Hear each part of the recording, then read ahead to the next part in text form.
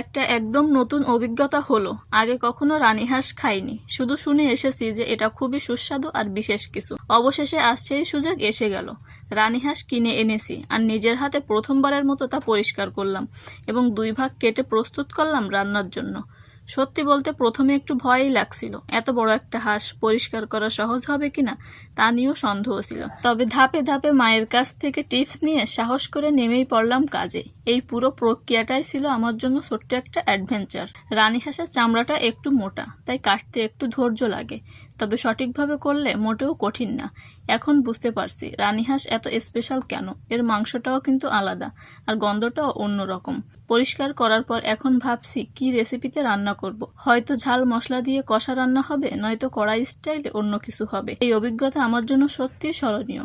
রানীহাঁসের মাংসের মতো এত স্পেশাল মাংস যদি কেউ আগে না খেয়ে থাকেন তাহলে অন্তত একবার হলেও ট্রাই করে দেখবেন। যদি কেউ খেয়ে থাকেন তাহলে কিন্তু অবশ্যই কমেন্ট করে জানাবেন। অন্য কোনো হাঁসের থেকে কিন্তু রানীহাঁসের মাংসটা একটু স্পেশাল। আমার কাছে কিন্তু বেশ ভালোই লাগছে। এটা খেতে কিন্তু অন্যরকম একটা মজা এবং টেস্টি।